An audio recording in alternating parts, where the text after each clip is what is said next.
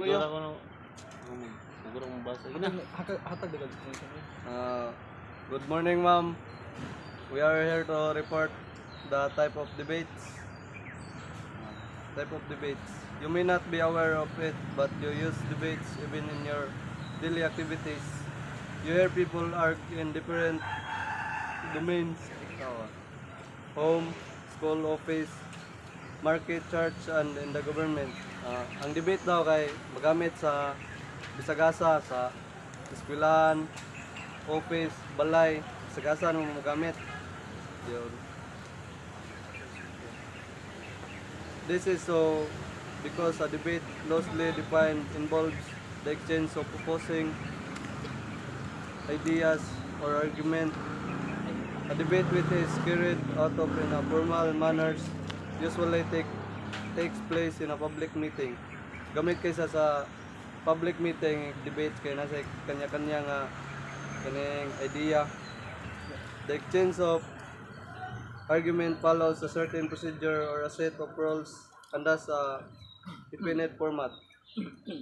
There are two types of debate, the formal and the informal. Formal debates are held in formal settings such as school, in the House of Representatives, and in the Senate. Ang formal debates kay pareha sa eskwelahan, sa mga kanang formal nga meeting, kana. Debate sa pamilya na ba? Debaters come prepared with the knowledge they need to be able to reason out effectively.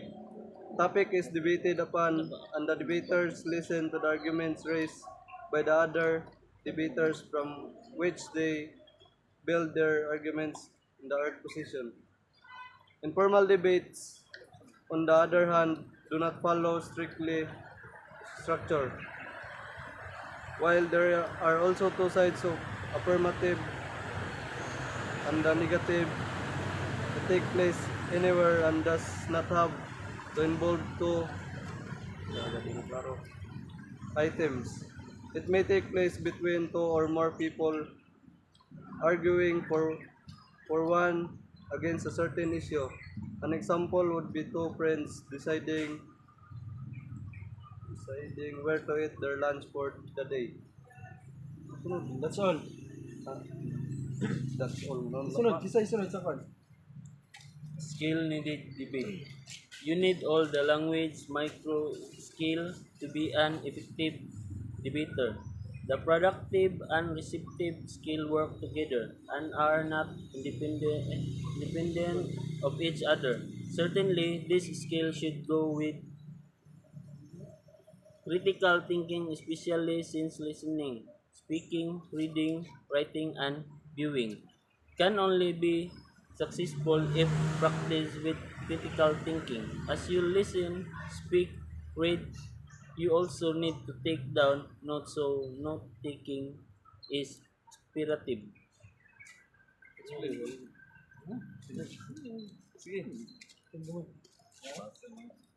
Okay, let's continue our reporting. My topic for today is talk about reading. For you to become a successful debater, you should be a wide reader. Dapat daw aya ka ma-successful nga debater. Dapat daw you should be a wide reader. Sir Francis Bacon once said, "Reading make a full man, writing an exact man." What does this mean? From the angle of perspective, can you explain this? Many say that through reading, you can visit places, experience other cultures.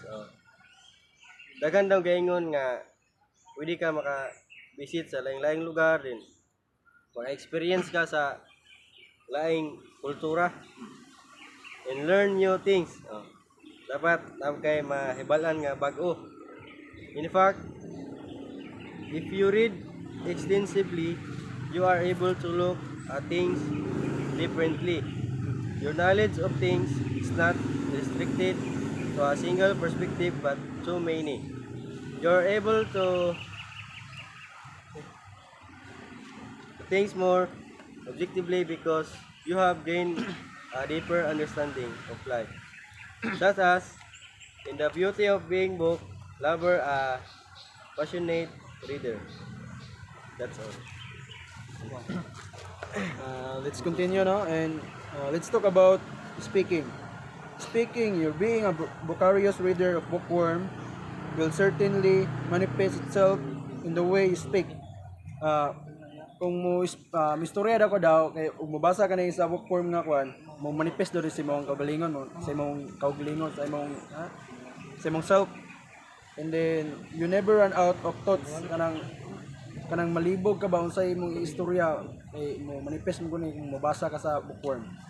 And then also and words one you are as a certain topic. The knowledge you have gained from the reading can manifest in your wide vocabulary. So kung magbasa daw ka sa bookworm kay mo maka-gain daw kag knowledge and mo manifest na sa imong sa tanan nimong may balaan sa about vocabulary. And then the distinctive speaking style that can change the mind of your listener. So kung mo istorya da kada ang maminaw makausab siya mindset, makausab siya pang pangunahuna kay ang naminaw. And then minds and always remember that you should articulate your thoughts very pronounced clearly. Dapat mo mubasa ka, dapat i-explain yun mo kanang clear ba kanang pronoun para makasabot ang maminaw. Sabton. And then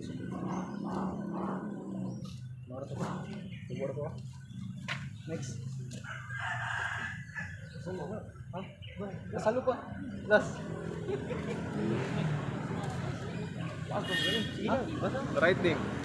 Writing is an writing skill wherein making a full man is achieved. Reading and writing are skills that go together. As a passionate reader, you increase your vocabulary significantly. You're able to express your writing to full understand of yourself. The world you are is your view about life and your perspective of people, but you can become only full man if you are able to adjust the needs of the time and mindful of your shared responsibility to help improve other people's lives. Listening. True not usually emphasize, listening is equally important as the other skill. Importante mo kayo ang listening kay muna yung magdala si mga para makabalo ka. Thus, it should not be taken for granted. Just like reading and writing, listening and speaking go together. In a debate, if you're reading and writing, listening and if you do not listen carefully to the argument of your colleagues and the members of the opposing team, you cannot build on your own teammates. Kung di ka maminaw tarong daw, dili ka makabalo sa unsa inyong i-debate bahin. You cannot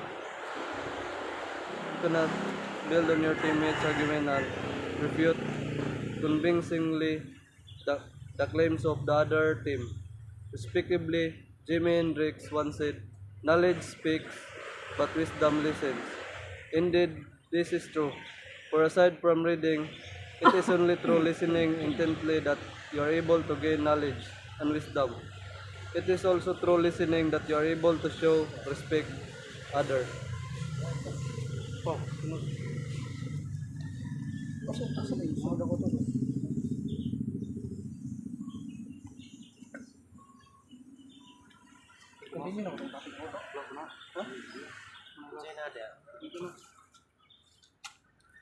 Ethical consideration.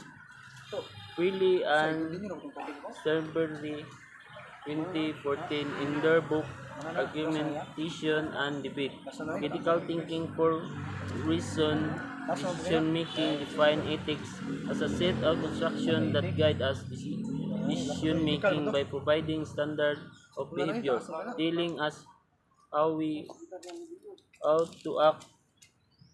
105. However, there have added different ways. Conceptualization ethics of following. Ethics may be thought of complex foundation of moral-based rules as might be adhered to within culture of a group. Number 2, ethics may provide specific guidelines for individuals or groups engaged in similar activities or with occupational concern.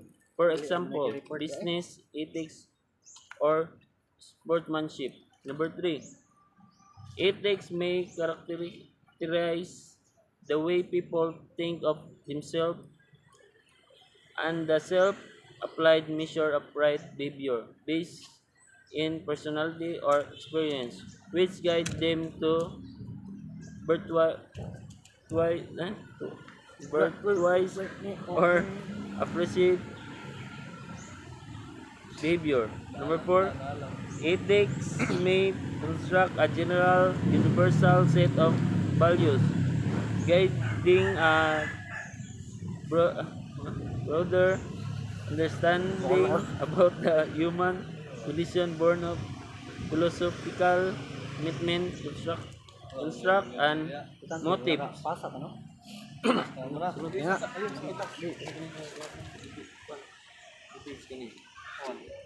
Ako na ba? Ethical na pa sunod? Debates. Let's continue, no? Let's talk about debates. Debates. Therefore, question issues of right and wrong, including the application of standard of ethics. At times, people also find themselves challenging their own ethical standards.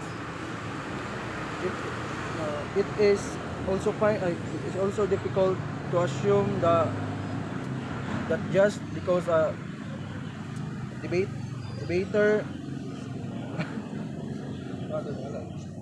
debater sees something to be unacceptable, then it really assumption lead to poor arguments and poor decision making. Remember that people have different ethical assumptions about this world. They have different ways of viewing things.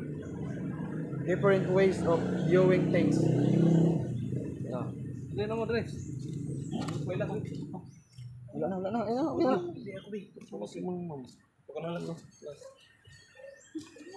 Dress and appearance. You should be mindful on how you look in a formal debates. Your appearance is just important to characterize you and non-verbal behavior. So, mukapil kag debates, dili ka magpasagad og mga istorya. If you are a female speaker, wear a business attire that you will make respectable. So, kung ikaw ang bayi, magsuot kag pang business class nga sanina dayon. Do not wear color that as conspicuously attractive. You very high heel, shoe and flat shoe should also avoided. Instead, wear heels that are manageable. For example, 1 to 1 inches to 2. Makeup and jewelry should also be worn considerably. For males also, you need to wear business attire. Avoiding loud colors should be wear and coat and tie. You do not wear tie that comes flashy and blaring colors. You should be able to match your inner clothes and outer clothes. Do not wear large ornament. Your nails should be cut